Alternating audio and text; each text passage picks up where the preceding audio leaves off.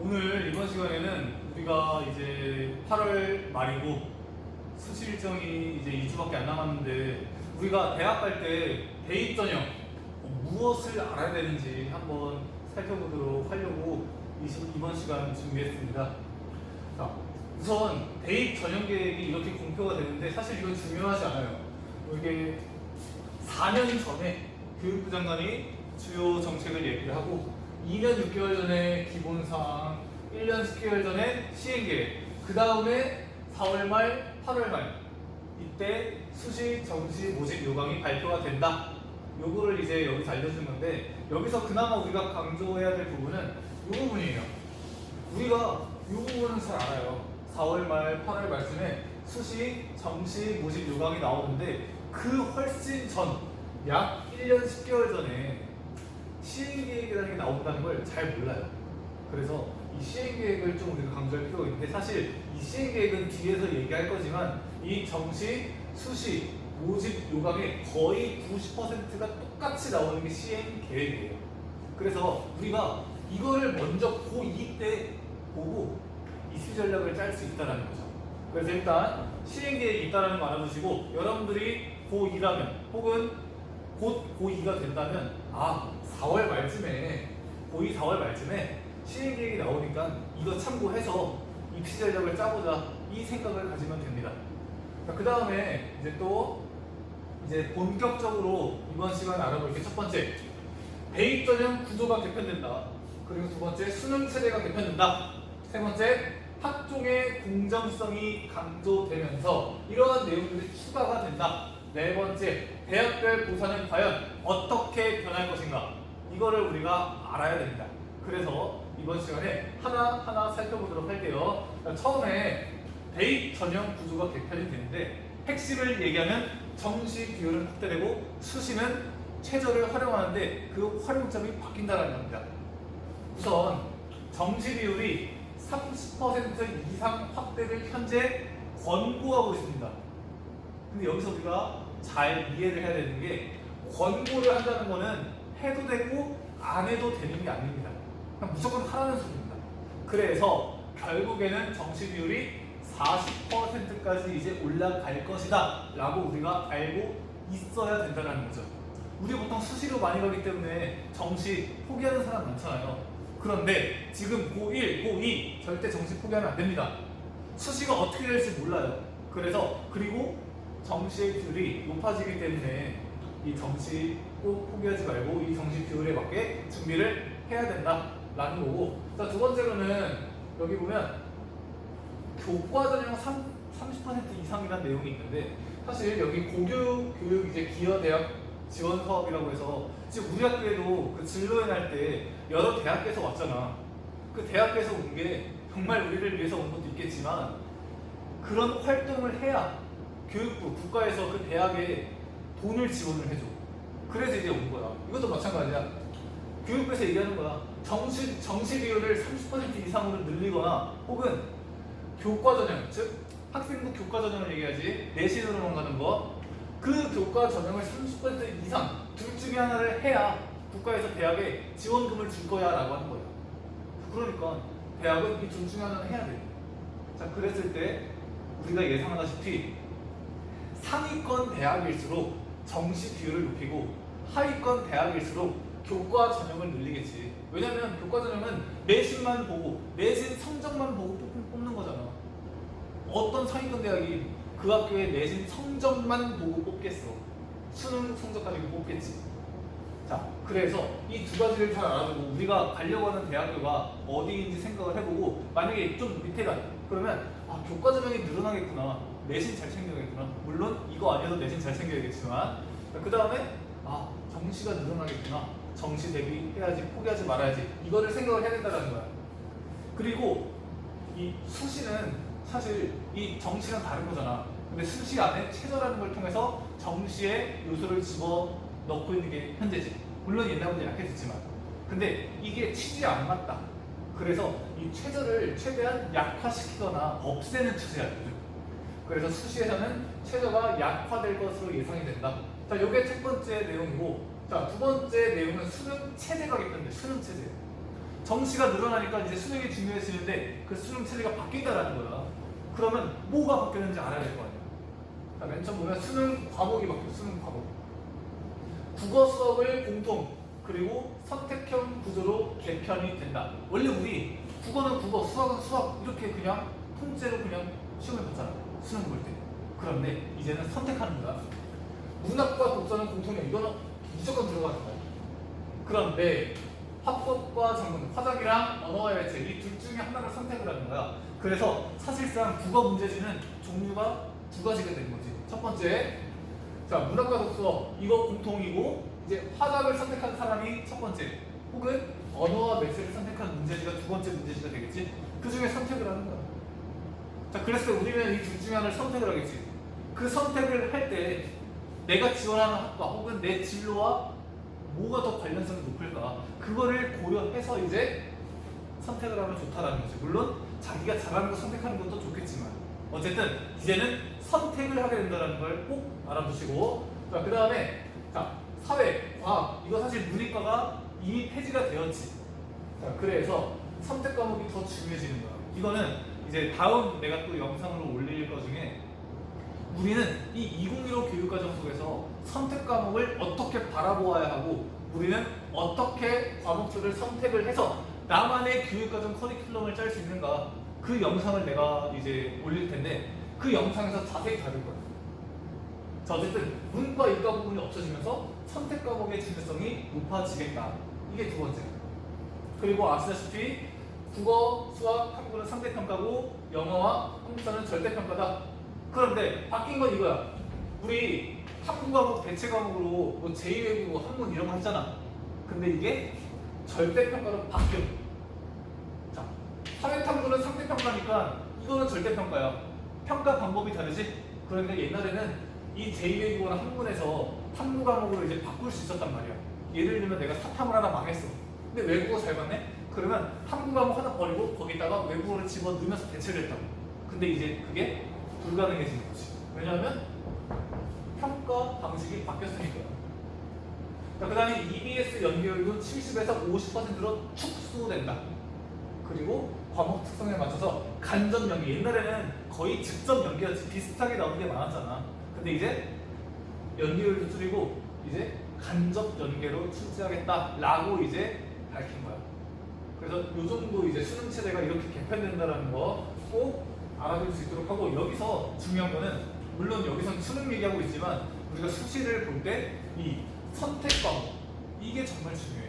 그래서 다음에 내가 알려줄게. 그 다음에 학종, 이 공정성이 이제 너무 없다라는 말이 나오는 거야. 그래서 이 수상 학기당 한 개, 즉 상을 아무리 많이 타도 학기당 하나밖에 기재를 못하고 자율동아리도 학기당 하나밖에 못한다. 근데 이건 다 알고 있었던 거잖아, 그렇지?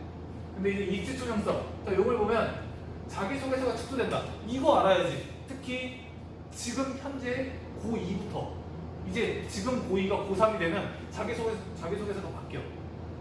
지금은 내 문항에 5,000자잖아. 근데 이제 세계 문항에 3,100자로 바뀐다고. 4개 문항에서 3개 문항으로 쓴다. 좋은 걸까? 글쎄, 그만큼 더 5,000대에서 3,100자로 줄어드는데 그 3,100자 안에 나를 다 녹여내야 되는 거야. 그만큼 더 자기소개서 쓰기가 힘들어진다고 볼 수도 있는 거야. 그만큼 더 열심히 잘 써야 된다는 소리고, 문항이 축소가 되는데 이거는 거의 정해져 있어. 1번과 2번 문항이 합쳐질 거야. 3번과 4번 문항은 그대로 가고 1번과 2번 문항이 합쳐진다. 그렇게 알면 돼. 그래서 1번, 2번 문항을 통해서 각각 뭐 학업 역량이라든지 전공 적합성 이걸 평가했잖아. 그거를 하나로 합쳐서 한 번에 평가하겠다. 그걸 얘기하고 있을 거야. 그 다음에 교사 수쳐서 폐지되지. 지금 고2부터. 그러니까 이 행동 특성 및 종합 의견, 요게 이제 수청사 역할을 한다. 그래서 담임쌤께 잘 보여라. 그 다음에 고교 정보 블라인드. 자, 이게 지금 여러분들이 잘 알아야 되는 건데, 옛날에는 대학에서 고등학교 정보를 알 수 있었어. 그래서 얘는 어디 고등학교에서 왔구나. 근데 이제 그거를 이제 없애버린다는 거지. 즉 대학에서는 너희들이 원서 접수를 할 때 어떤 고등학교에서 얘가 왔는지 알 수가 없어. 그렇기 때문에 이 고교 정보 블라인드가 이제 어떻게 보면 학종의 공정성을 보완해 줄 거다 이렇게 생각하는 사람이 굉장히 많아. 물론 있겠지.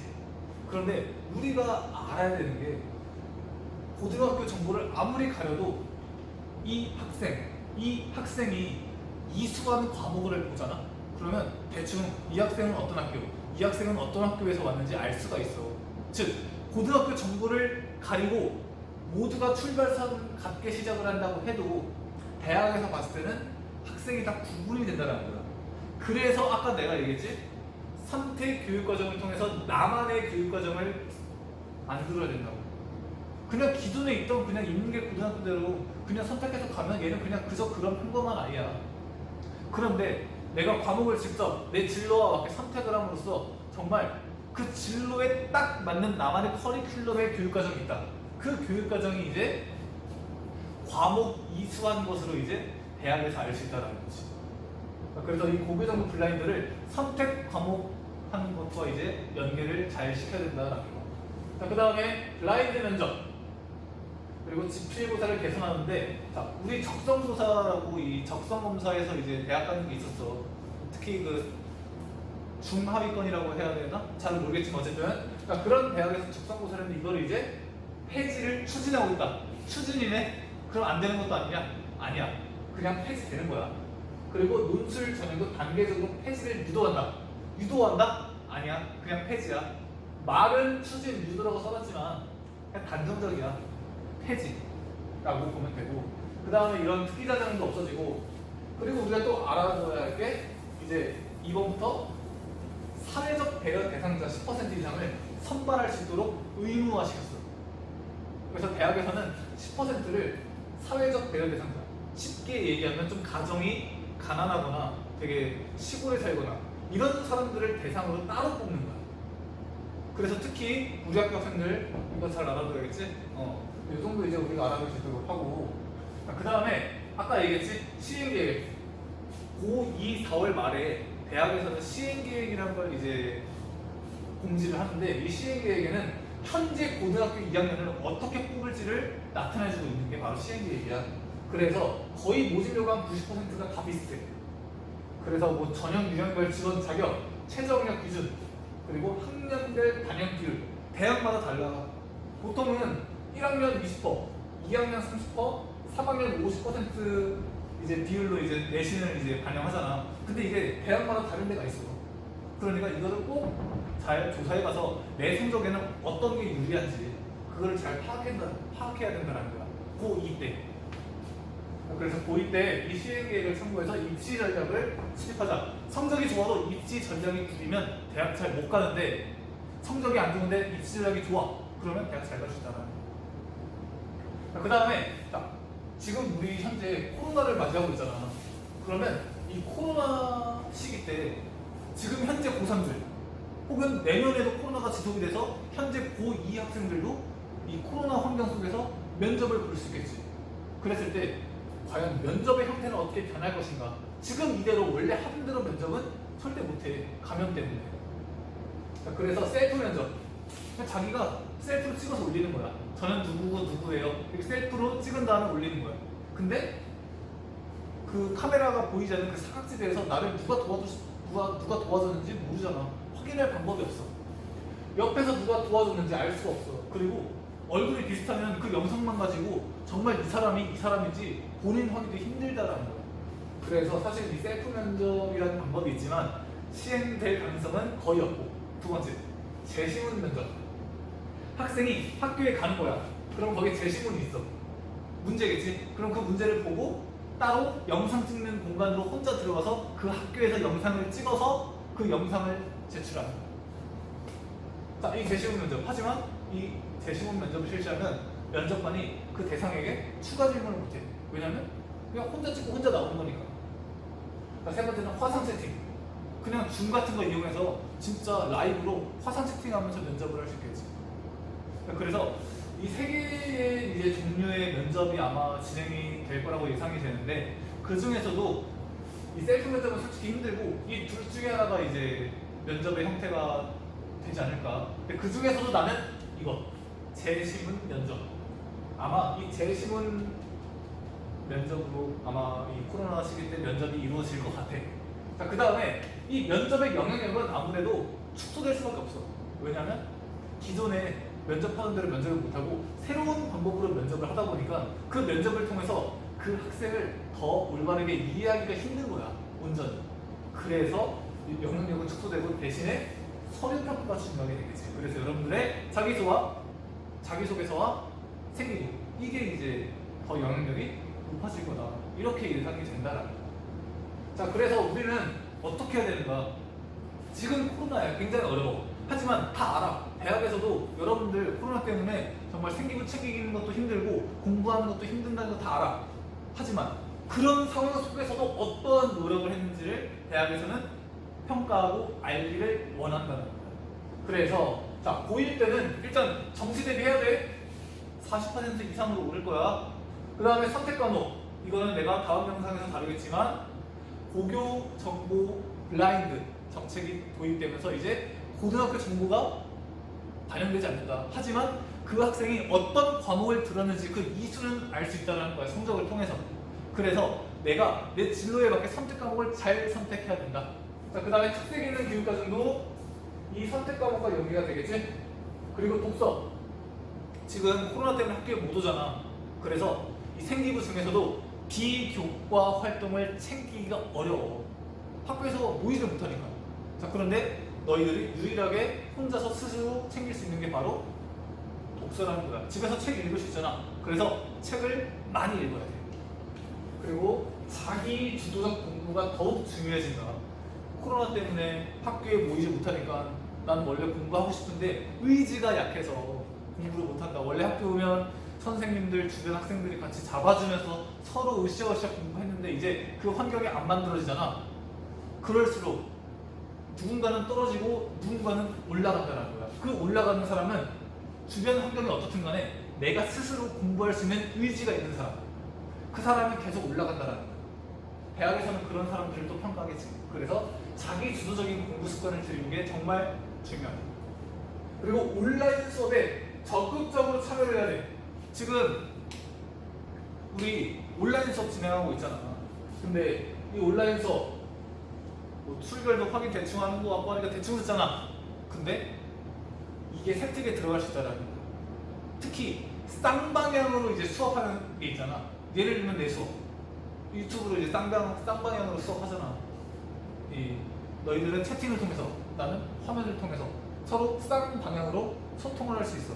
그 쌍방향 수업 같은 경우에는 세특에 기록이 가능하다고.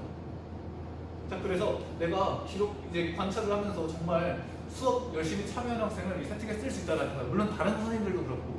그렇기 때문에 이 온라인 수업에 적극적으로 참여하고 많은 질문을 던지고 그 다음에 든 의문을 제기를 하고 그렇게 적극적으로 참여를 해야 된다는 거야.